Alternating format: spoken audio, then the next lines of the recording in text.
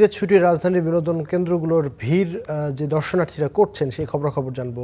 এই মুহূর্তে আমাদের সঙ্গে যুক্ত আছেন সহকর্মী মামুনুর রশিদ পনেল। তিনি রয়েছেন আমাদের সঙ্গে, লালবাগ কেল্লা থেকে যুক্ত হয়েছেন, সরাসরি যুক্ত হচ্ছে তার সঙ্গে।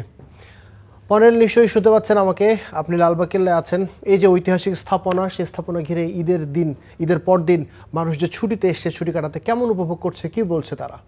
আবির, লালবাগ কেল্লায় মানুষের উপস্থিতি ব্যাপক।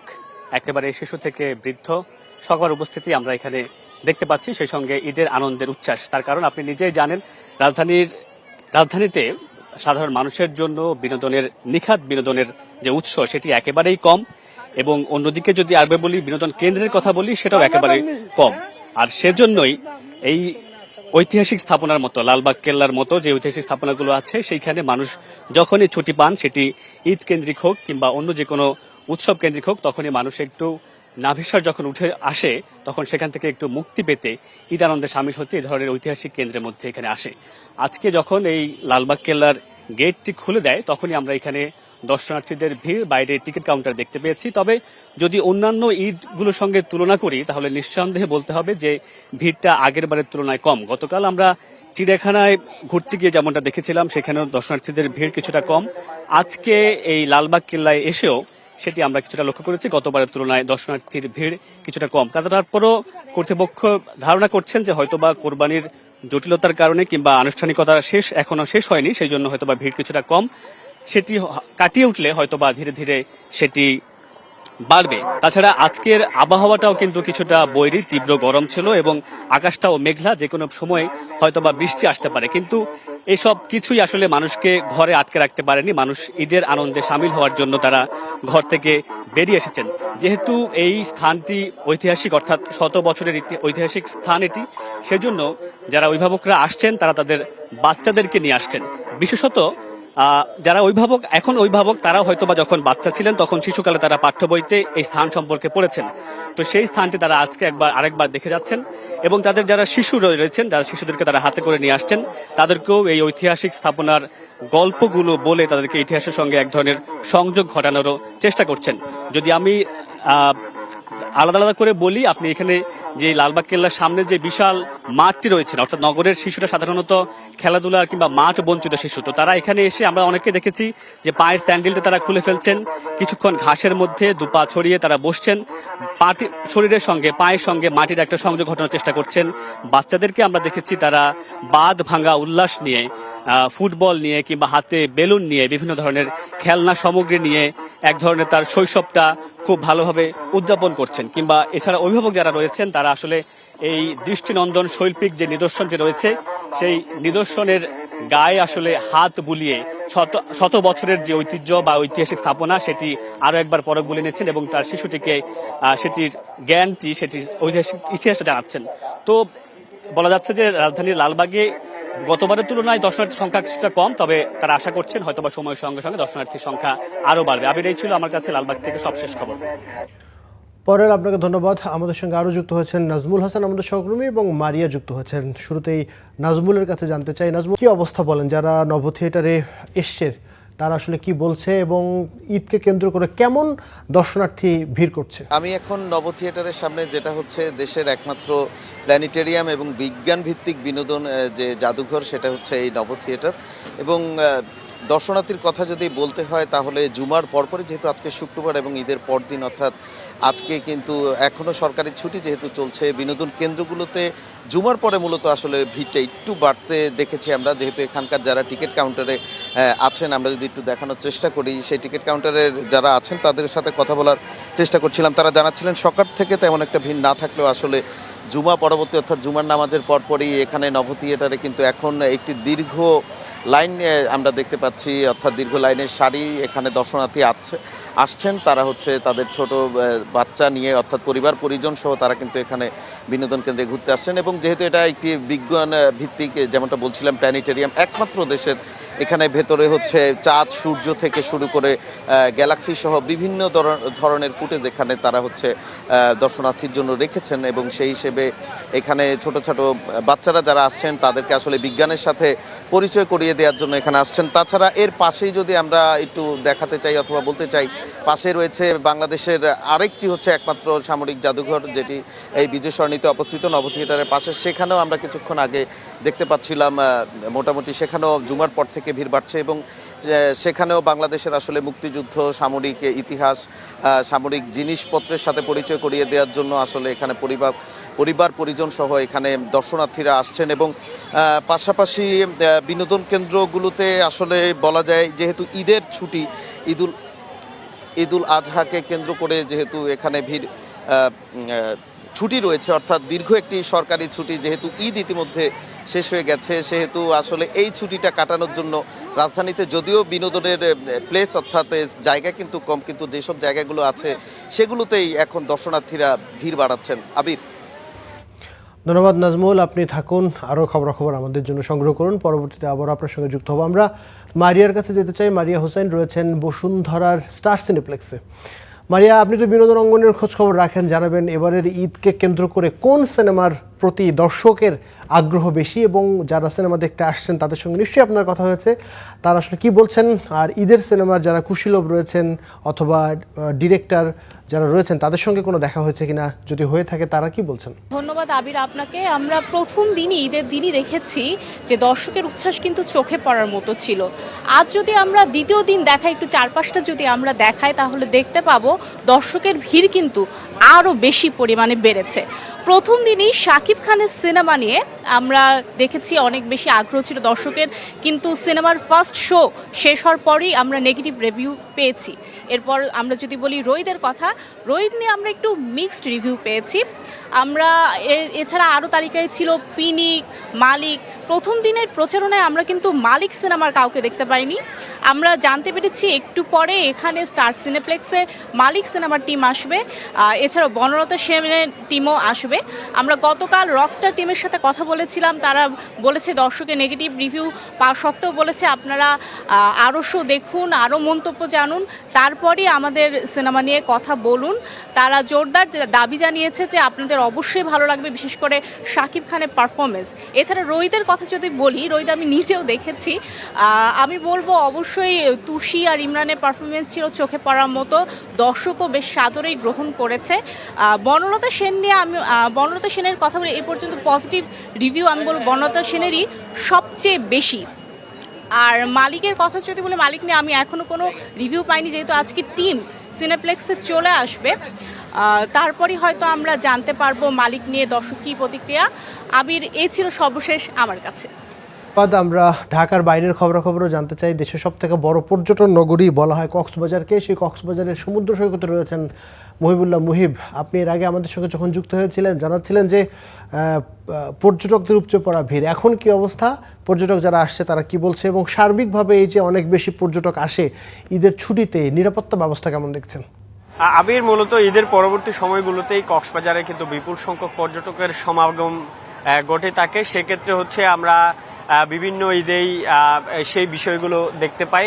পাশাপাশি হচ্ছে ঈদের যে নিরাপত্তা ব্যবস্থা বা পর্যটকের চাপ বেশি হওয়ার কারণে যে নিরাপত্তা ব্যবস্থা, সেটি যদি বলতে চাই শুরুতেই, কক্সবাজারের ট্যুরিস্ট পুলিশ, র্যাব, জেলা পুলিশ এবং হচ্ছে সিসেফ, লাইফগার্ড বা একজন নির্বাহী ম্যাজিস্ট্রেটের নেতৃত্বে কিন্তু কক্সবাজারে পর্যটনের যে নিরাপত্তা বা পর্যটকদের আগমনের যে নিরাপত্তা, যদিও বিকেল নাগাদ পর্যটকের সংখ্যা কিছুটা কম এবং তীব্র রোদ রয়েছে।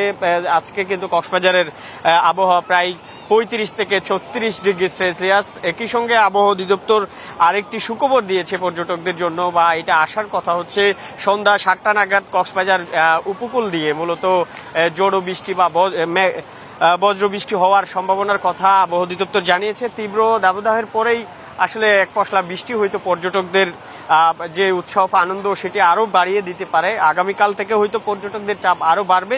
হোটেল মোটেলে যে ধরনের খবরাখবর আমাদের কাছে রয়েছে সেখানে 60 থেকে 70% কক্ষ বুকিং রয়েছে, যদিও রোদের কারণে হোটেল ছেড়ে আসলে পর্যটকরা সমুদ্রে তেমন একটা আসছেন না দুপুরের পর থেকেই। এখন কিন্তু বিকেল নাগাদ, বিকেলে যেহেতু রোদ একটু পড়েছে সেক্ষেত্রে পর্যটকরা কক্সবাজার সমুদ্র সৈকতের লাবণী, সুগন্ধা এবং কলাতলি পয়েন্টে নামতে শুরু করেছে।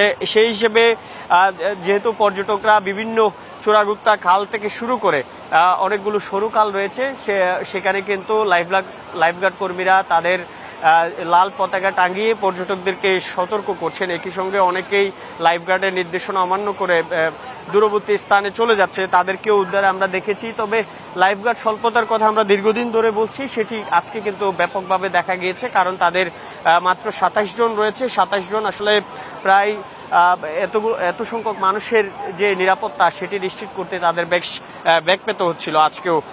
সেটি যেমন ছিল তেমনি নির্বাহী ম্যাজিস্ট্রেটকে দেখা গিয়েছে, ট্যুরিস্ট পুলিশের বেশ কয়েকটি টিম এখানে রয়েছে। প্রতিটি মুড়ে মুড়ে আমরা দেখেছি ট্যুরিস্ট পুলিশ বা জেলা পুলিশের পক্ষ থেকে টহল জোরদার করা হয়েছে। এবং যে সমস্ত যানবাহনের কথা যদি বলতে চাই, বাস, ট্রেন, সবাই খুবই ব্যস্ত। পর্যটকরা আসছেন বিকেল নাগাদ হচ্ছে পর্যটন এক্সপ্রেস ট্রেনটি এসছে, এখন হয়তো আরও নতুন সংখ্যক পর্যটক কক্সবাজারে এসেছে। সেই হিসেবে আগামীকাল থেকে আমরা হয়তো আরও বেশি পর্যটক সমাগমের খবর আপনার মাধ্যমে দর্শকদের জানাতে পারবো, বা নিরাপত্তার সার্বিক বিষয়ে আপনাদের জানাতে পারবো। সেই হিসেবে কক্সবাজার সমুদ্র সৈকতে পর্যটক সমাগমের সর্বশেষ খবরাখবর। ধন্যবাদ মুহিব। আমরা এতক্ষণ কক্সবাজারে ছিলাম, ঢাকায় ফিরতে চাই। ইমন মাহমুদ আছেন ফ্যান্টাসি কিংডমে। ফ্যান্টাসি কিংডমের খবর জানাবেন ইমন। এর আগে আপনি যখন যুক্ত হয়েছিলেন আমরা দেখছিলাম ওয়াটার পার্কে আপনি ছিলেন, এখন কি অবস্থা বলেন ফ্যান্টাসি কিংডমের, এবং সময় গড়ার সাথে সাথে দর্শনার্থীদের ভিড় কতখানি বাড়লো? আবির সময় বাড়ার সাথে সাথে দর্শনার্থীদের ভিড় বাড়ছে, ভিড় কমেনি। দুপুর 1টার সময় এই ফ্যান্টাসি কিংডমের যে পিছনে ওয়াটার ওয়েব পুলটা রয়েছে সেখানে কিন্তু 1টার পর থেকেই ভিড় বেড়েছে এবং যে উচ্ছ্বাস এবং প্রাণোচ্ছলতা সেটি বেড়েছে। এবং এখন এর সাথে আরও একটি যে নতুন বিনোদনের মাত্রা যোগ হয়েছে, সেখানে খেলা দেখানো হচ্ছে, সার্কাস খেলা দেখানো হচ্ছে। এবং যারা এই যে কৃত্রিম সমুদ্র সৈকত অর্থাৎ সমুদ্র সৈকতের আদলে যে ওয়েব পুলটি করা হয়েছে, এখানে বিভিন্ন বয়সের যে মানুষজন দর্শনার্থী যারা আছেন, যারা এই ঢেউয়ের তালে স্রোতের তালের সাথে সাথে যারা ভেসে যাচ্ছেন, তারা এই ভেসে ওঠার সাথে সাথে তারা এই খেলা উপভোগ করছেন। আমরা দেখছি যে কিছুক্ষণ আগে এই খেলাটি শুরু হয়েছে এখানে, এবং যারা এতক্ষণ জলকেলি করছিলেন তারা কিন্তু জলকেলি করা বাদ দিয়ে এখন মুগ্ধ হয়ে তাকিয়ে আছে। এই যে খেলা চলছে সেই খেলা তারা উপভোগ করছে। এবং এখানে বাচ্চাদের আগ্রহ অনেক বেশি। এবং ঈদের আগে যে সারাদিন ক্লাস, স্কুল বা বিশ্ববিদ্যালয়ে বইয়ের ভাঁজে যারা মুখ গুঁজেছিল, তারা এই ঈদের লম্বা ছুটিতে এই ফ্যান্টাসি কিংডমে মূলত নিরাপদ পরিবেশের খোঁজে এখানে এসেছেন, যেহেতু এখানে বিনোদনের ব্যবস্থা রয়েছে এবং প্রায় 32 রকম রাইডের ব্যবস্থা রয়েছে। 20 একরের বিস্তৃত এই ফ্যান্টাসি কিংডম এলাকাতে ঈদ উপলক্ষে কিন্তু এখানে যারা কর্তৃপক্ষ রয়েছেন তারা বিশেষ প্যাকেজ, কম্বো প্যাকেজ, এরকম বিভিন্ন ছাড়ের ব্যবস্থা করেছেন, যার প্রেক্ষিতে যার পছন্দ অনুযায়ী তারা এখানে বিভিন্ন প্যাকেজ নিচ্ছেন। সেখানে দুপুরের খাবার থাকছে, সেখানে তাদের বিভিন্ন সংখ্যা অনুপাতে রাইড পাচ্ছেন, যে রাইডগুলো মূলত বিভিন্ন প্রাণী ও পতঙ্গের আদলে করা হয়েছে। মাকড়সার আদলে একটি রাইড রয়েছে, রোলার কোস্টার রয়েছে, উড়ন্ত পাখির আদলে রাইড রয়েছে। বিশেষ করে এই রাইডগুলোতে বাচ্চাদের মনোযোগী একটু বেশি।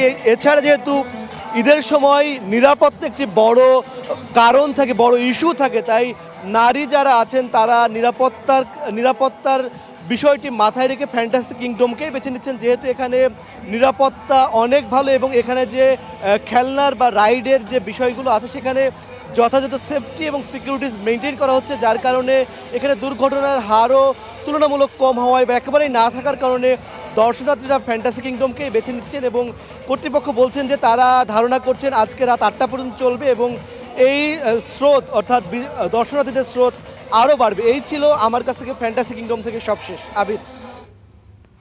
ধন্যবাদ ইমন। আমরা আমাদের আরেকজন সহকর্মী আছে HM ইমরান, তার কাছে যেতে চাই। তিনি রয়েছেন জিন্তা পার্কে। ইমরান, ঈদের দিনে একেবারে রাজধানীর কাছেই জিন্তা পার্কে তো মানুষের একটা ভিড় থাকে, কারোর খোলা জায়গা এবং সন্তানদের নিয়ে তারা আসলে ঘুরতে যান।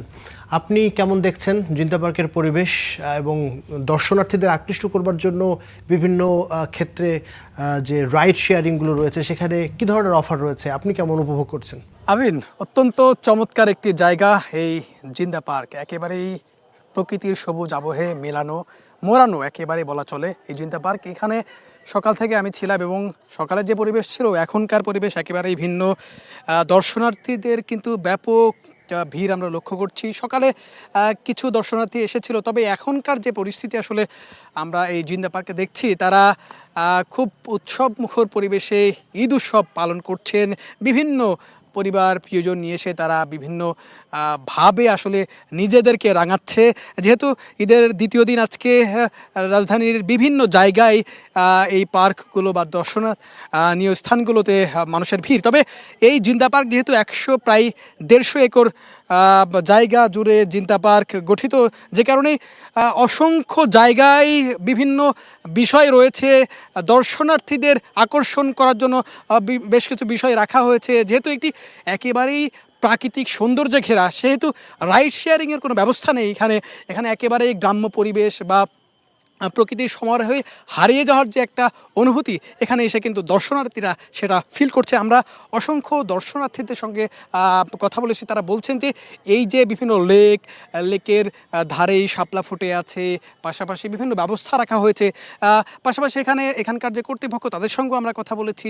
একেবারেই নারী, শিশু সব বয়সীর মানুষের জন্য একটি নিরাপদ স্থল এই জিন্দা পার্ক, যার কারণে ঢাকাসহ ঢাকার যে সকল আশপাশের এলাকা রয়েছে সেই এলাকা মানুষও কিন্তু এই জিন্দা পার্কে আসছেন এবং তারা খুব স্বাচ্ছন্দ্যে সময় কাটাচ্ছেন, উপভোগ করছেন। তারা বলছেন যে এই রাজধানীতে থেকে আসলে যে ভেতরের যে মরীচিকা বা মানুষের আনন্দ যে ভাবাবেগ যেটি আসলে লোপ পেতে শুরু করেছে, সেই মানুষজনও কিন্তু এই জিন্দা পার্কে এসে তারা খুব স্বাচ্ছন্দ্যে সময় উপভোগ করতে পারেন। এবং আমরা সকাল থেকে এখানে ছিলাম, সকালে যে মানুষের যে ভিড় দেখেছি বেলা বাড়ার সঙ্গে সঙ্গে বিকাল গড়াতেই কিন্তু মানুষের উপচে পড়া ভিড় আমরা এই জিন্দা পার্কে দেখছি এবং পরিবার প্রিয়জন নিয়ে এসে খুব স্বাচ্ছন্দ্যে তারা সময় কাটাচ্ছেন। আবির, এই ছিল জিন্দা পার্ক থেকে আমার কাছে সবশেষ।